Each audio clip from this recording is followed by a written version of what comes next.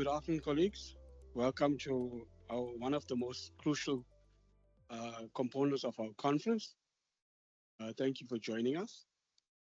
Um, so, welcome to the panel discussion, which is the reflections on enhancing quality learning for student success.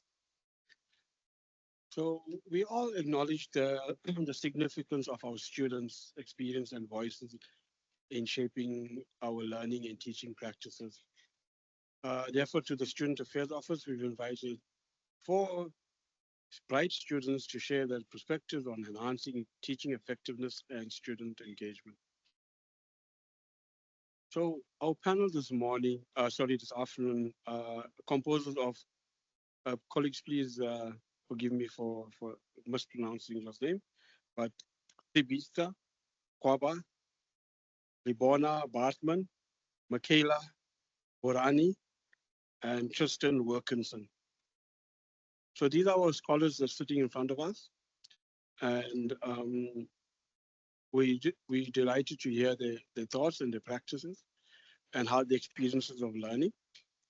And I can just ask them to be comfortable because it's not another exam.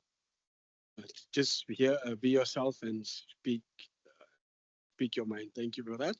And our panel facilitator is Dr. Zina Richards. Dr. Richards holds a degree in psychology and has worked extensively in human rights, educational, and social development fields. She's currently the manager, student transitions and student persistence unit, which is a new unit established at WITS. And she's considered an expert in design and the implementation of holistic educational development and mentor training programs. Thank you, Dr. Zina. I will guide you in terms of time. Okay?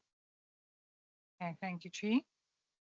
Right, good afternoon, colleagues, and welcome to our student panelists. We're really looking forward to hearing your voices. And what I'm going to do quickly is maybe just ask you to introduce yourself quickly in terms of the faculties that you hail from and how many years you've been on campus as well. So I'll start off with you, Michaela. Hi everyone, I'm studying a BA Law. I've actually been on campus for 5 years. I transitioned from a degree in physiotherapy and then came to do a BA Law major. So I've had quite an experience in 2 different faculties. Thanks, Michaela. Tristan, please go ahead. Hello, everyone. So I'm doing my MSc in physics. I've been at WITS since 2018, so I have been here for quite a while. Thanks, Tristan. Tibisa, please go ahead. Hello, everyone. My name is Tibisa. I have been at WITS for 3 years now. I am currently doing my Bachelor of Arts in International Relations and Sociology. Thanks, Leabona. Greetings, everyone. As introduced, my name is Leabona Bartman, and I'm currently doing my final year in education.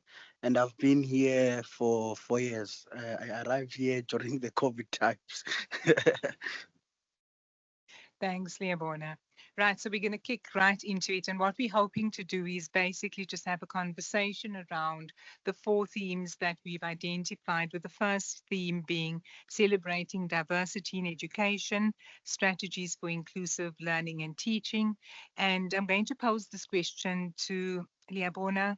How do you feel your diverse background and experience have been acknowledged and included in your learning in the WITS community? Thanks. Thank you very much, Dr. Zina. As someone who comes from the rural Eastern Cape, I think the university did quite well in terms of inclusivity, given that from where I come from, the first challenge I encountered, it was the language barrier, given that I used to speak isiXhosa 24/7, and I was taught in isiXhosa.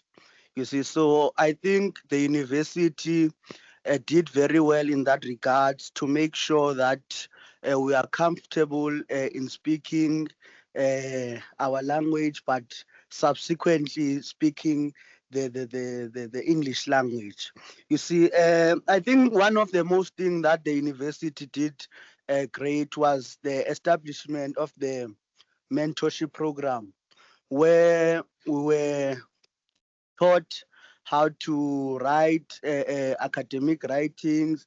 And it happened that I was in a group, in the mentorship group, with different people from different backgrounds.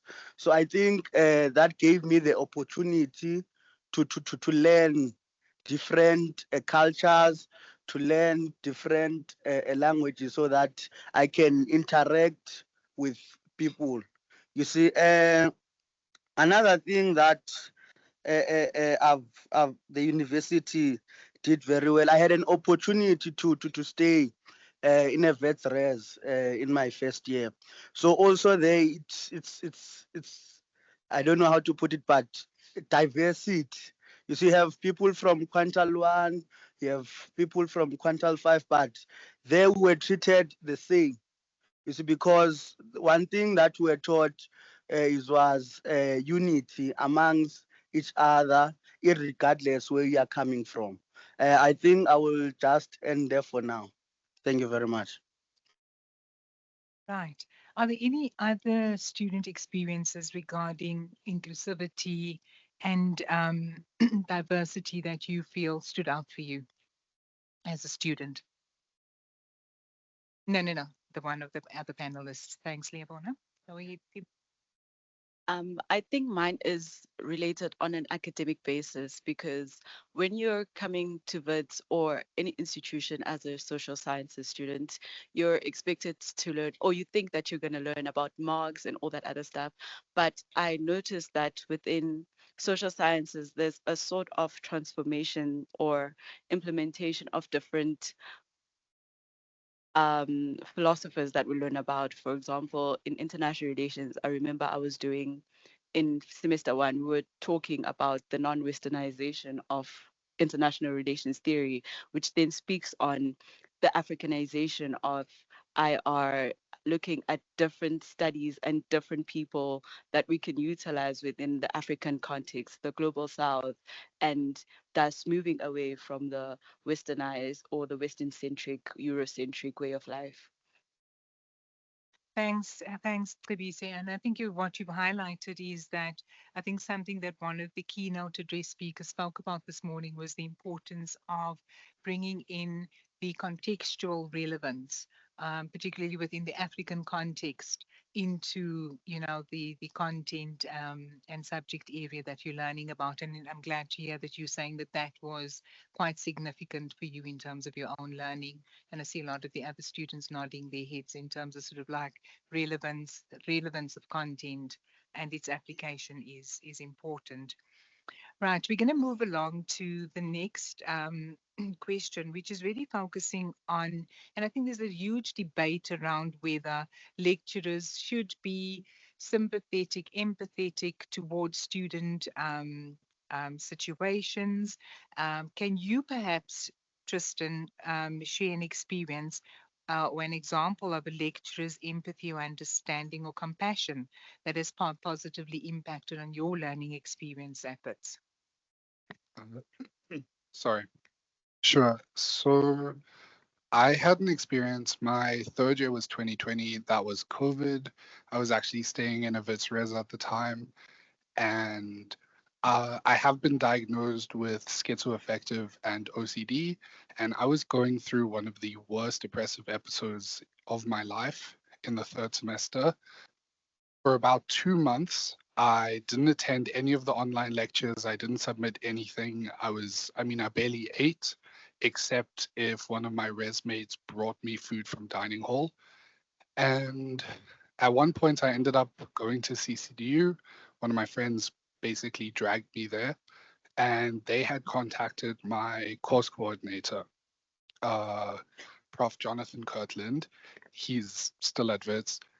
And he got documentation from the CCDU, from my psychiatrist, and got me excused from basically like everything that I missed. And I genuinely don't think that I would be where I am now in terms of doing my master's. Last year I was at CERN. This year I presented at the International Astronomical Union. And I do not think I would be where I am if I hadn't had that support from him and that understanding of the student is going through something that is affecting their ability to attend lectures, to submit assignments, and so on. So, I mean, that is a very, very big thing for me. I think that fundamentally saved my ability to continue at WITS. Thank you. Thanks, Tristan. And I think with the increasing incidence of mental health, challenges that students are facing, that is important to be in an environment where, those challenges are acknowledged and referred appropriately. Michaela, can you maybe also just expand on that by talking about approaches that you have found most effective in building rapport between students and lecturers? So for me, I identify quite well with Tristan's experience, and I would like lecturers to really think about the way that the interactions with students, from the way the course syllabus is set out, and even going further into the classroom. I think that cultivating a pedagogy of care is so important, just in terms of breaking down the resistance in the classroom. For me, this was particularly prevalent within one of my. There's a new there's a new course in the political studies department. It's an amazing course called Land Labor Life. It's run by Dr. Dineo Skosazana, and she's created such a wonderful classroom environment wherein the students are really humanized and spoken to on the level with kindness and also with like a lot of attention to students' experiences and input, and the classes have become very engaging in that way.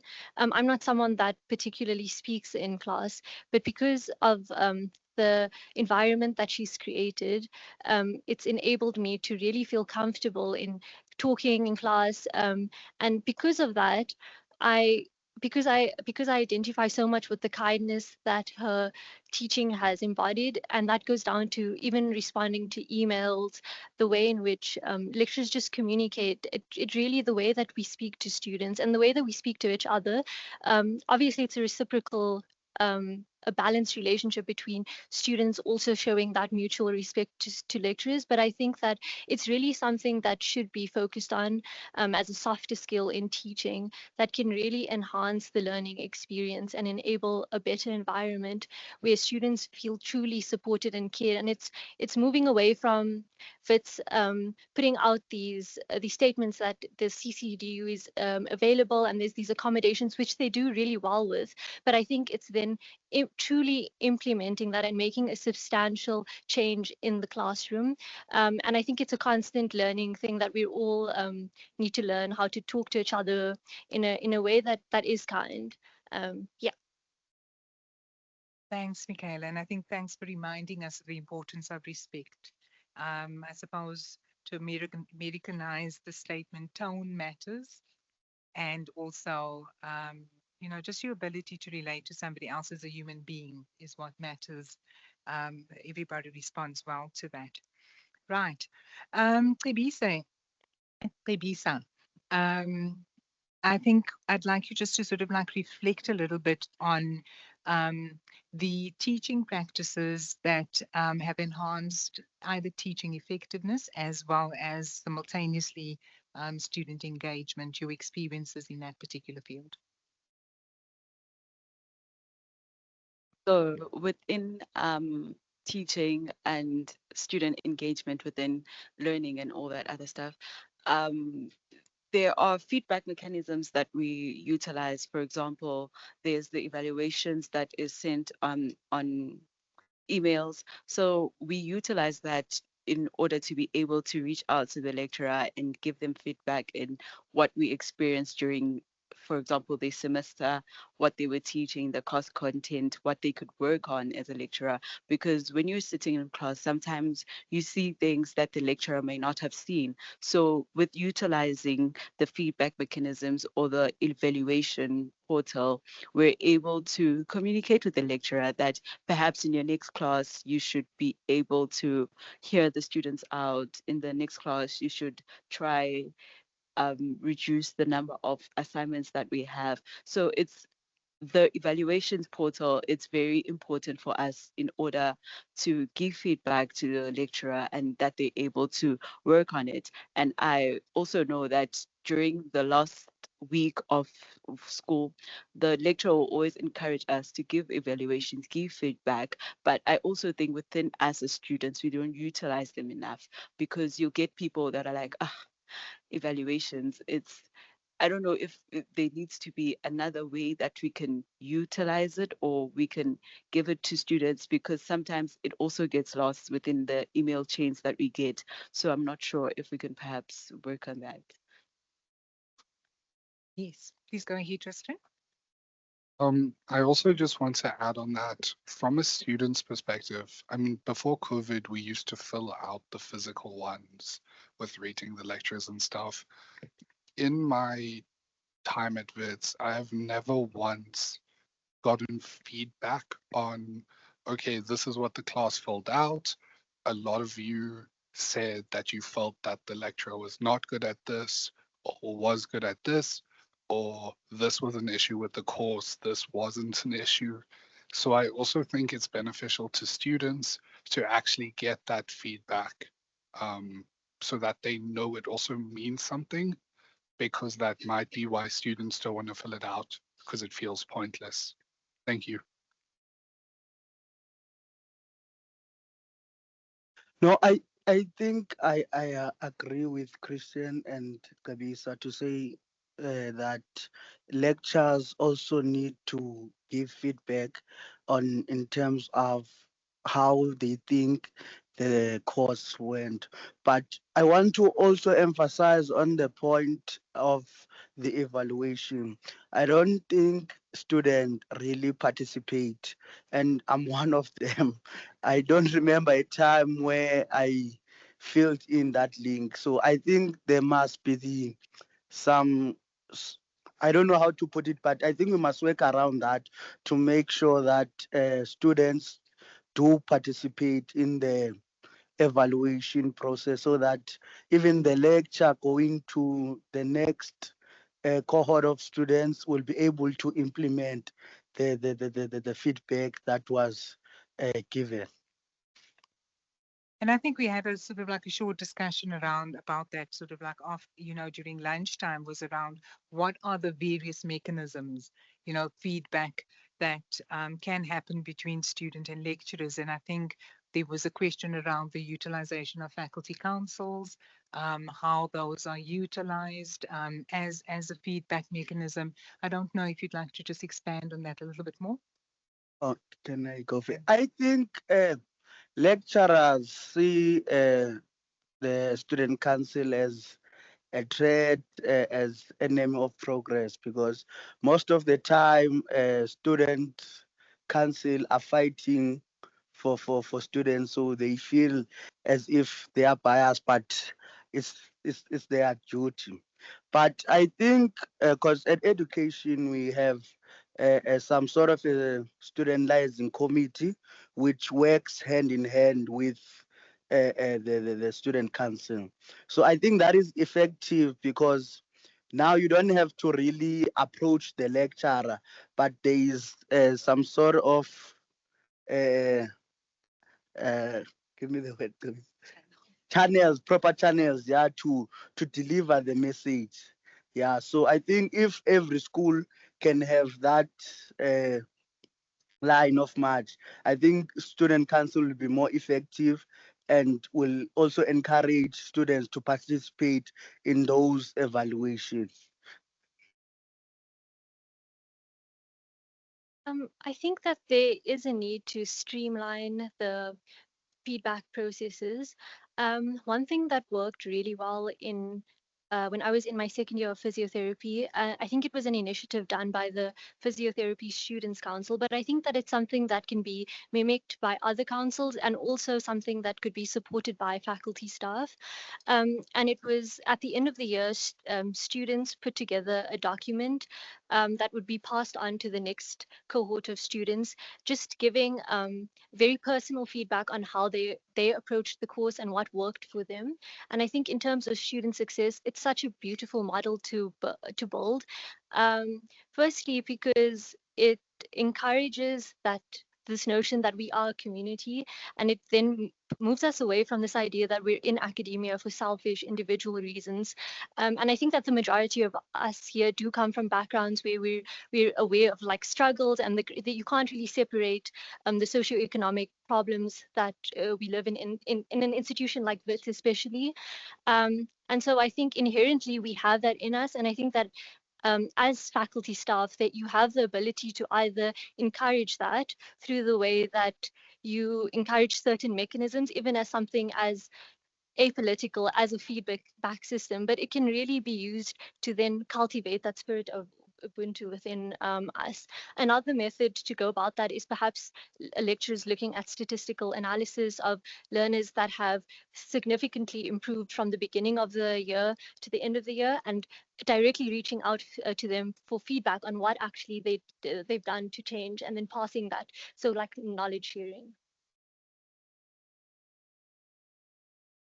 So I do agree with what's been said by the other panelists, but I would also want to stress the importance of faculty and the schools actually cooperating with the school councils. So personally, I served on the physics student council for 3 terms and on the faculty council for science.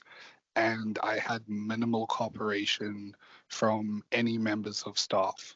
And that makes it difficult as a school council member, as a faculty council member, to actually do anything for students.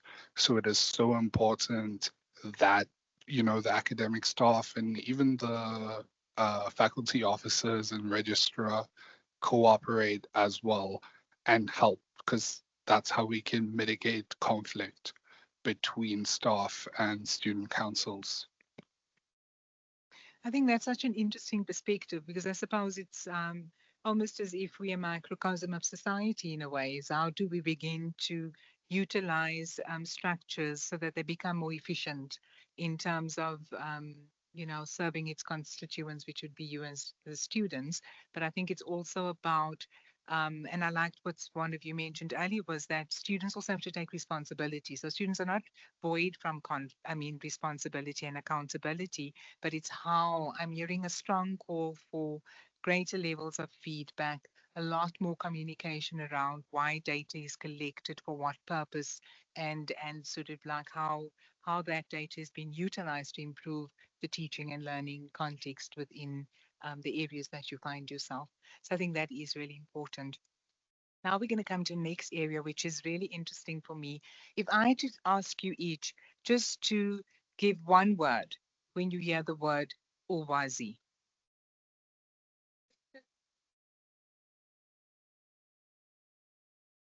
I think Ulwazi is One word, yeah. Ulwazi is great. Liabona, we're going to come back to your justification. Notifications. I would say tedious. In a playful way, I would say anxiety, but in a more real way, I would say efficient, actually. Right.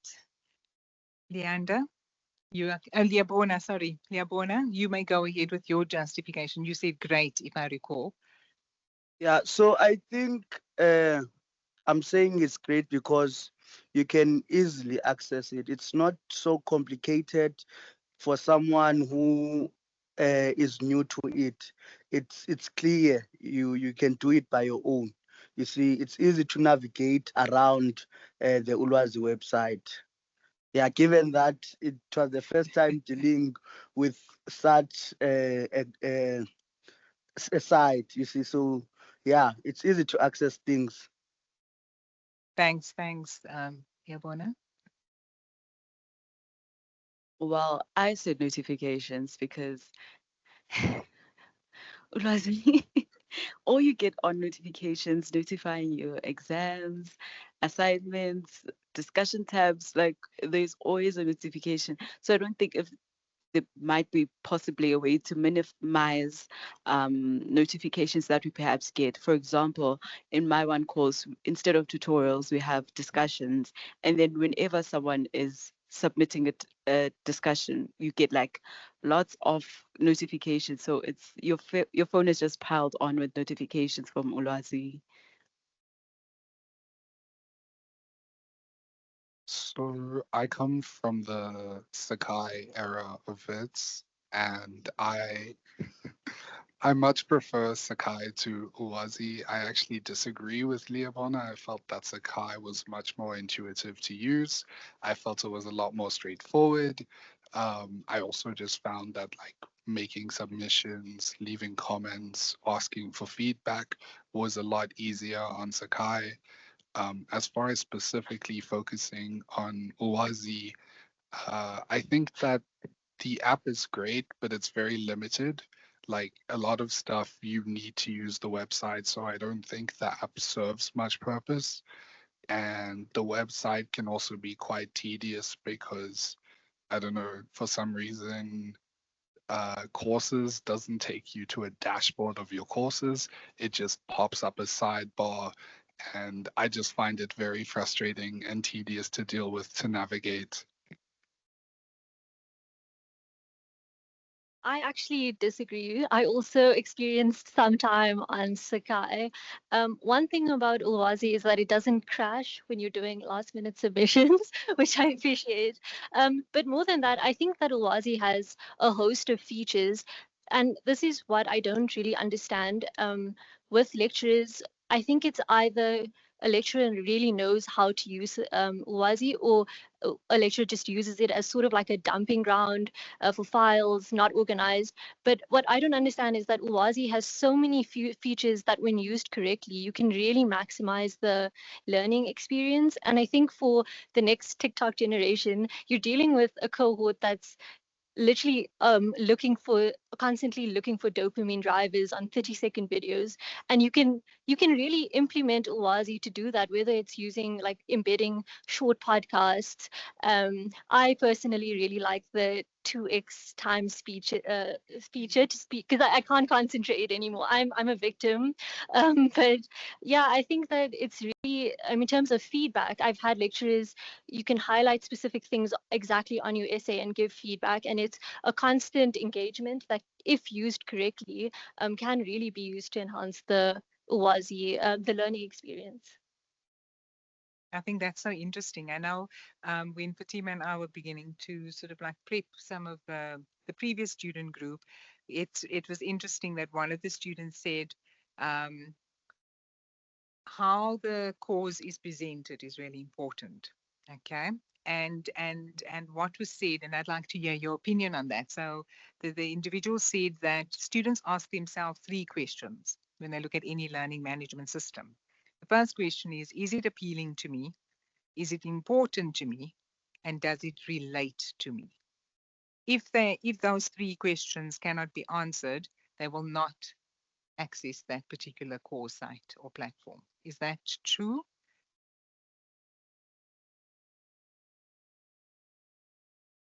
I would say that it's true to a limited degree, but I do kind of disagree because I think that if you are doing that course, you're going to access the course site regardless. Uh, and even as far as those questions go, I kind of disagree. I can give two examples from this year from courses that I've tutored for. In the one course, as Michaela said, Ulwazi was just used as a dumping ground for files. There was no organization of anything, and students barely opened the files, they would obviously access the course to do submissions or ask questions or anything, but they wouldn't go out of their way to access it sort of in their own free time out of need. Whereas in courses where it's a lot better organized, I feel the students are more likely to actually engage with the content outside of the bare minimum. Final comments from our student panelists before we hand over to the audience for questions.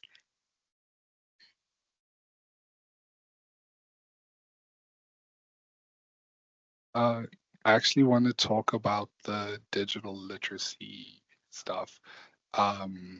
Because again, kind of coming from pre-COVID first year, the digital literacy that we did in my first year was we had to do something in Excel, we had to do something in Word, essentially we had to make sure that we knew how to use all of those programs. And this is important because if you look at the stats of it, of how many students aren't coming from, Q4, Q5, other way, Q1, 2, 3, there are a lot of students that aren't coming necessarily with a lot of access to technology, to their own PCs and that sort of thing. So just throwing them in and saying, now you need to know how to do all of this. And the only kind of thing you have to do before is do like a reading literacy exercise on Ulwazi, I don't think is beneficial to students. So I think going back to something to make sure that students know the basics of Excel or even Google Sheets, Docs, etc., is really important to ensure that students can thrive when they need to use PCs to do submissions. Thanks for that, Tristan. And I suppose that's also quite useful feedback for those of us involved in the planning of the Gateway to Success program in terms of how do we orientate students into, transitioning into the academic space with the digital skills that are required. Right. I'm happy to, Chair, are we good to go for any questions from the audience? Thank you.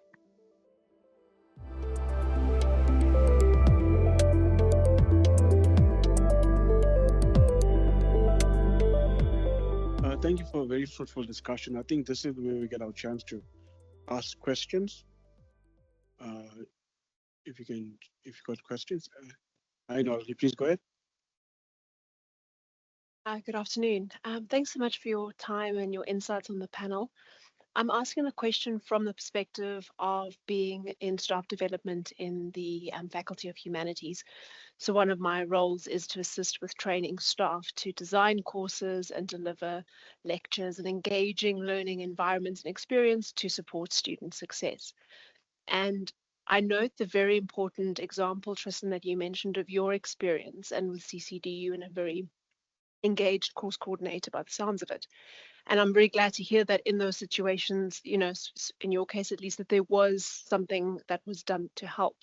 But I suppose my question to you, to the panel in general, is if you could say one thing that your lecturer in whichever course you're doing could do from a course design or from a general teaching perspective that would make that course more manageable, considering all your complex life things. We all have those, right? We come to class as full human beings with complicated lives.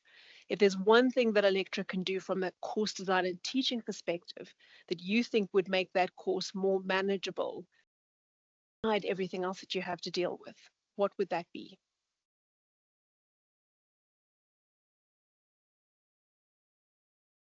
So my experience with humanities in particular has mostly been with political studies at WITS. And I think that one thing that could be done better is, because most of the course content is prescribed readings, perhaps doing a tally system of like this in terms of priority, start with this reading. And also I think usually it's presented, you have your learning outcomes, but there's not necessarily, it doesn't directly tie with that link, the topic link isn't made clear. And I know that it's to probably encourage independent learning, but I think maybe starting off in your first and your second year, or like your lecturer working with you to group those readings under specific subheadings within, I think that could help. But personally, as someone that also has a very busy life, I work part-time. It's also difficult to always be in attendance, even though it is a full-time course. I think making accessibility options for hybrid learning, whether it's reusing recorded lectures from the COVID era, is something that's sometimes prescribed as like to enhance your learning. If you couldn't attend a lecture, if you were sick or something, I think that's always helpful. And just using I think growing with the technology advancements that we're seeing in a way that's still fair to students that don't always have access to tech. So just finding a good balance between that. I think, to answer, I think with me, it's not a matter of how the course is structured, but how the course is delivered. Because we had experience last year with a lecture where we've experienced a high failure rate. Then when we're trying to engage with him in terms of what is happening, then his response was that it's vets at the end of the day. Not everyone is supposed to pass. So those are the things that we have problems with, because at the end of the day, even though it's vets, but also how the thing the course is delivered must be able to accommodate everyone, so that everyone will have an opportunity to pass the course. Thank you.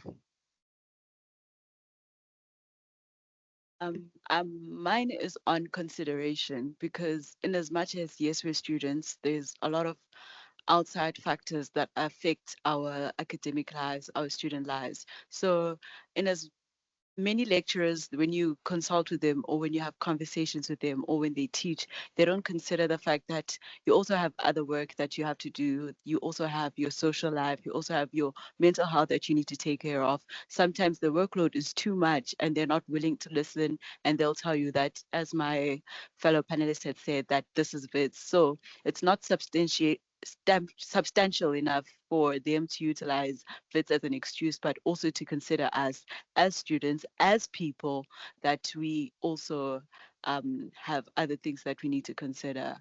Yeah. I would say I am largely covered by the others. I don't necessarily think it's an issue of course structure or anything. I think most often it does just come down to the personality of the lecturer or the lecturer's willingness to be understanding or be considerate.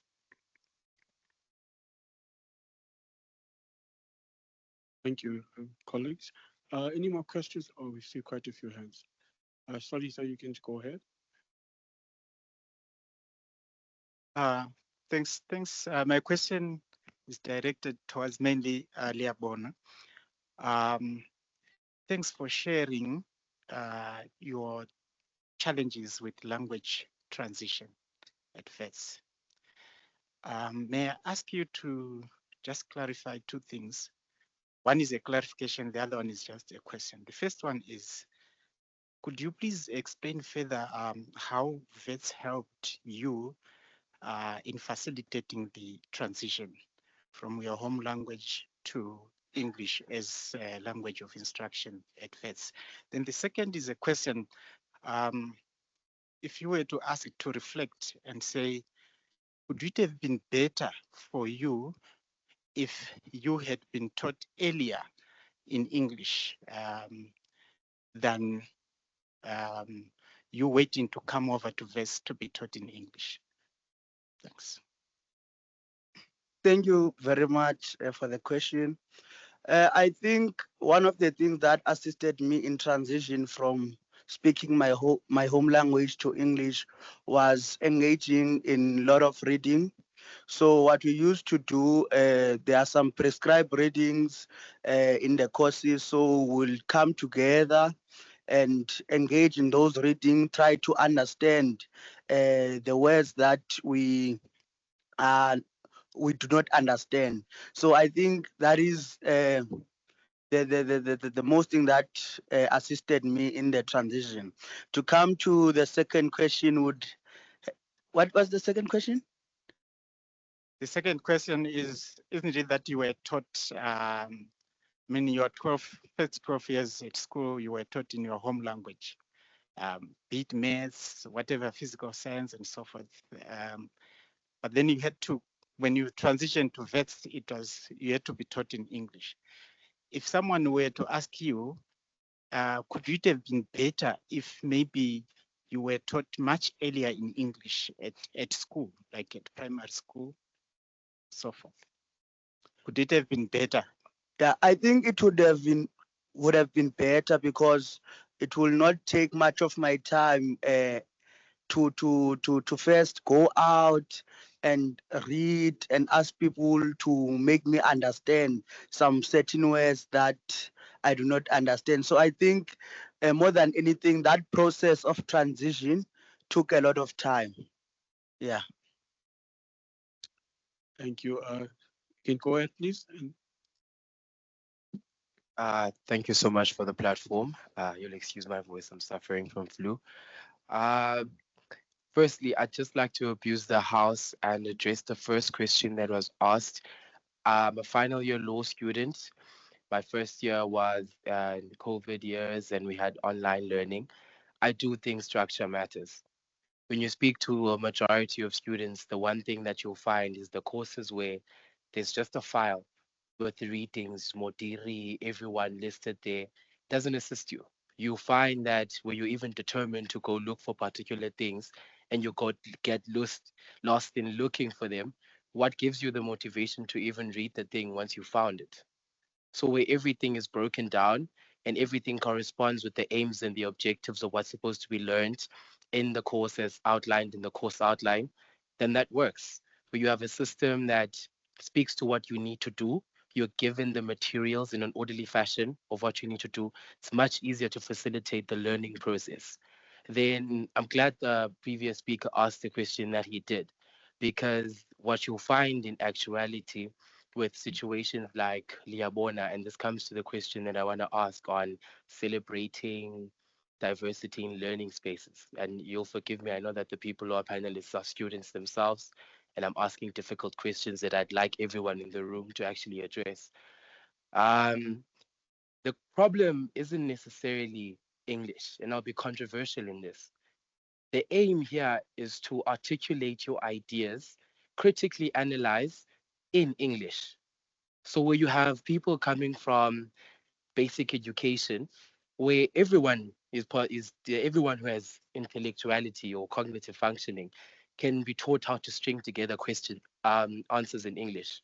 You can put together a sentence.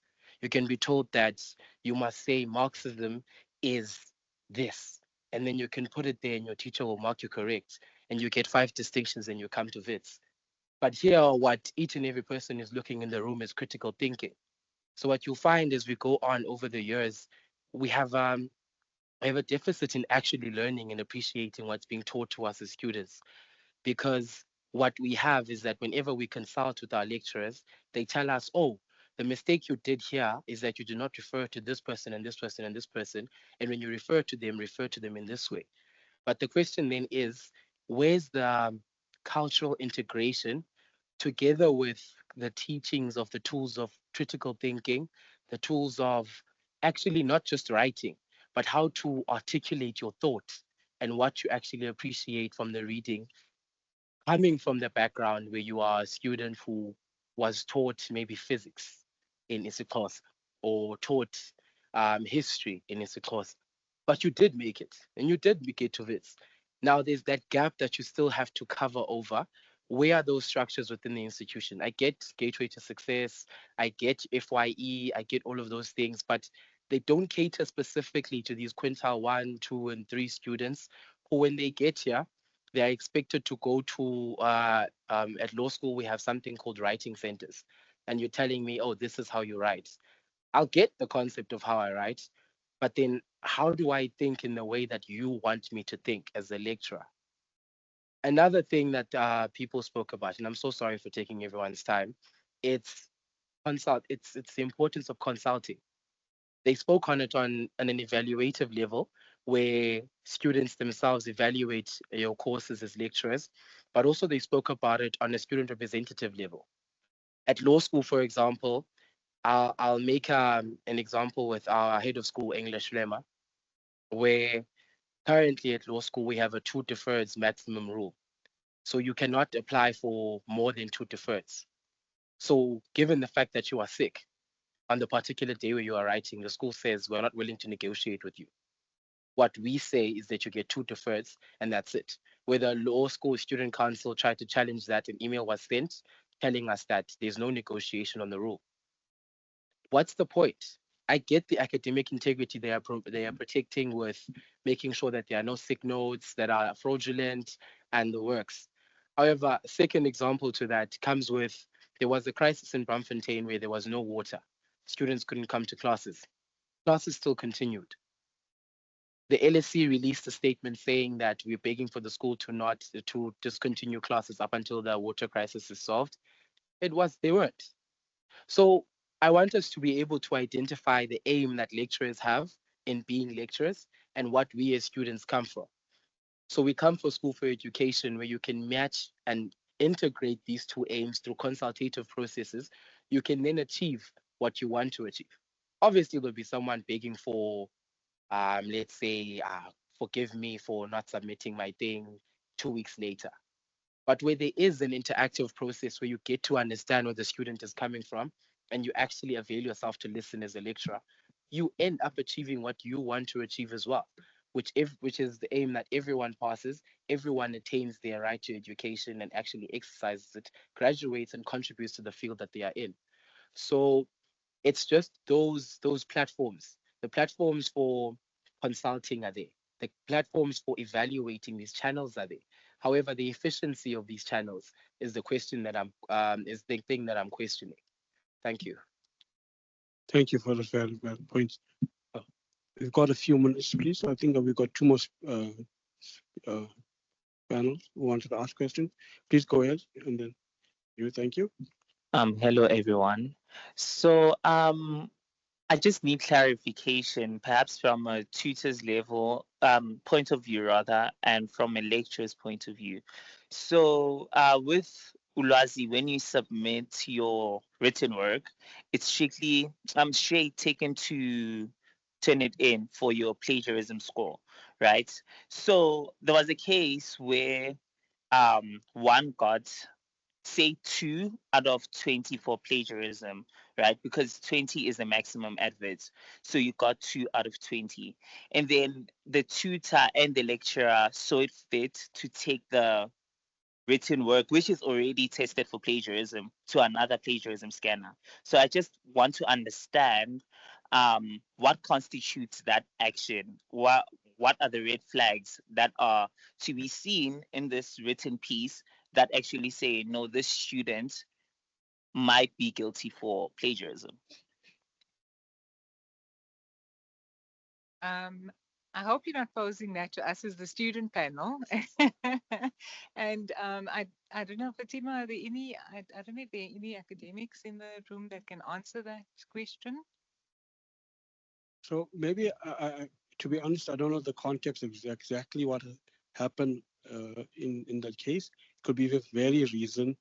And I think to answer the question, perhaps carefully, would be that it could be for any amount of reasons. It could be that the lecturer maybe thought that the students use generative AI to create that answer. I'm not sure if that could be the case, but it could be various reasons, and we need to perhaps ask the lecturer why they thought that the student did. So Turnitin is not a plagiarism detection software. We must remember that. It's more similarity checker. It doesn't check for plagiarism. It can't tell you whether something's been quoted and referenced compared to something that's been copied and pasted. It's more or less, it checks for similarities, and it cannot check. It's onus upon the lecturer to determine if the student has plagiarism or not. So I think that's one misconception we have, that Turnitin checks for plagiarism. It doesn't. It's more similarity. It takes a text and it runs it through different resources on the internet, on the database, and see where else is this text found. And it could be that you've referenced it and correctly, and it is in there, but it picks up as a similarity. So just to mention the context, we just need to understand the context more of what has happened there. Thank you. I do just want to add to what the chairman said, is that we'll run it against, I believe, other stuff at WITS, and then it does have a set database of stuff that it looks at. So that 2% that you would get from Turnitin could actually be closer to like 60% if it's run against every paper in existence type of thing. So that is also just something to consider, that it is, like the chairman said, a similarity checker, but it also has a very finite database. And from a tutor's perspective, we, in the School of Physics, we had something last year where the students were coding, where we found a lot of similarities in syntax, which are very uncommon. So to kind of give a very simplistic overview, if you were like coding 1 + 1 = X, some people would put a space between everything, some people would put no spaces, and we found that a lot of students were using the exact same syntax and the exact same lapses in syntax. And obviously it was more complex than 1 + 1 = X. But when you are seeing a lot of students using the exact same syntax and missing that syntax in the same place, even if it's not picked up by any similarity checker, you can see that there is something going on. And that's when you go to the lecturer and be like, look, these students did this. It looks like they're copying each other, and let the lecturer deal with it. Thank you. Sorry, colleagues, if I continue with more questions, we're going to only have 5 minutes for tea. Are you comfortable with that? But it's fine. I saw one more, sorry, the gentleman at the back. If you can go ahead, please. Okay, thank you very much for the discussion by the panel, and apologies for coming in early. So I have like 2 comments that I want to make, and then I have 1 question that is directed to our panel. So the first one, the first comment that I have here would speak about what one of the panel members said in terms of the lecturers being considerate on them as being students and having personal lives outside being a student. So one of the things that I would like to highlight there, and I feel like it's important, is all the lecturers know that for each and every course that they're teaching, there are credits, and those credits are governed by notional hours. So whatever content that they put in those modules, they probably governed by those credits for that particular course that they're offering. Because believe me, if lecturers were not governed by these credits and notional hours, we would most likely have courses with 1 reading or just 2 PDFs, and then they're calling it a day, because they also would want to run away from having too much content, which places heavy workload on their side. So in terms of the consideration, I would say they would be limited in making those considerations, because they have to abide from these credits and notional hours that are set by the higher bodies. And then the second comment that I would like to make is with regards to the cost structure and how the course is delivered.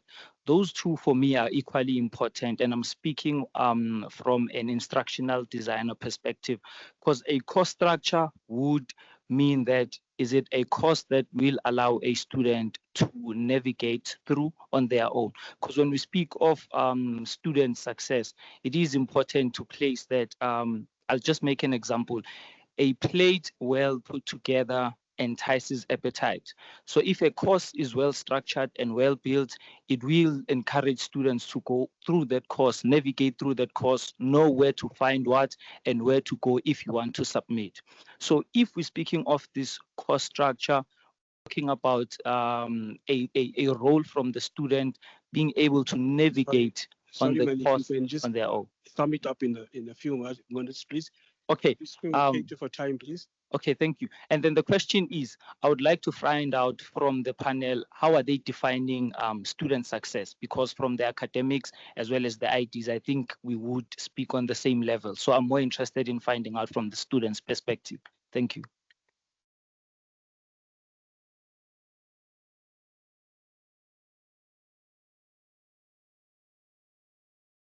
So I would say that, I mean, if we're talking about student success, I think a very good indicator would be like a class pass rate, for example. But if we're talking on an individual student, I think that's pretty straightforward. You can look at how well the student's performing.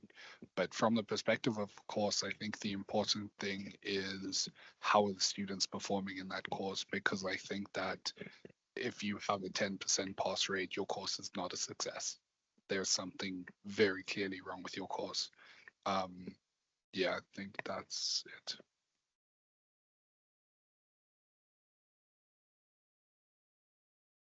I do agree with you about course structure in terms of a design perspective. And I think that courses that have managed to break up the content into different sections in Ulwazi, where it's like start here, move on, watch a video that's 5 minutes, then move on to a different activity. Sort of breaking up large bits of content into small chunks is really important, especially for this new generation that I term the TikTok generation, just because the best way information is consumed is through short bits of stimulating information. So I think that's something that can really be used to engage students.